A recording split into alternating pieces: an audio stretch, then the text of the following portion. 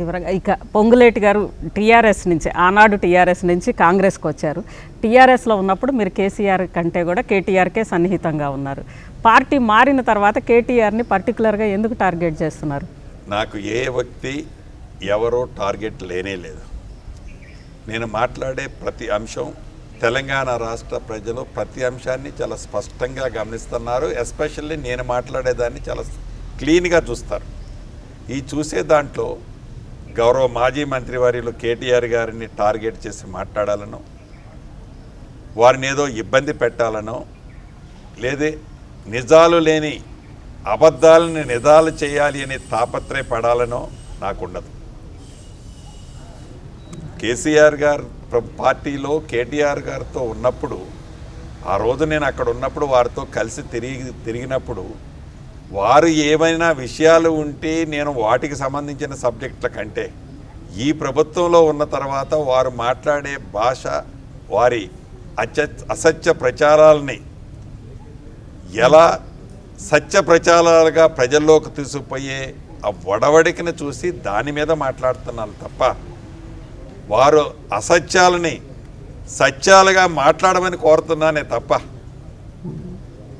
వారిని ఏదో టార్గెట్ చేసి మాట్లాడేది, వ్యక్తుల్ని టార్గెట్ చేసి మాట్లాడేది ఏమీ ఎప్పటికీ ఉండదు.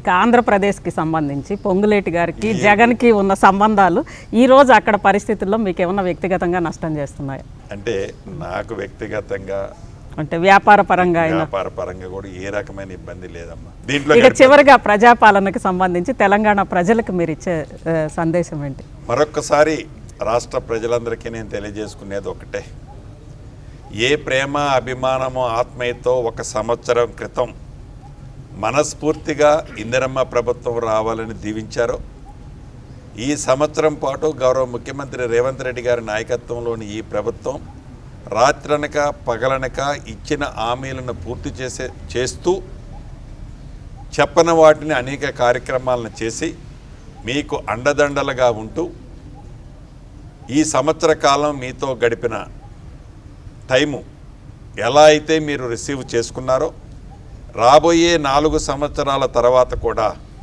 ఇందిరమ్మ రాజ్యంలో మీరు ఆశించిన ఫలితాలన్నీ ఇస్తూ 4 సంవత్సరాల తర్వాత వచ్చే ఎన్నికల్లో కూడా తప్పకుండా సంవత్సరం క్రితం ఎలా ఇందిరమ్మ రాజ్యాన్ని దీవించారో అదే రకంగా మీ దీవెనలో ఉండే విధంగా ఈ ప్రభుత్వం మీకోసం పనిచేస్తుందని మనస్ఫూర్తిగా తెలుపుతూ మరొక్కసారి ఆశీర్వదించి దీవించిన ప్రతి ఒక్కరికి సంవత్సరమైన సందర్భంగా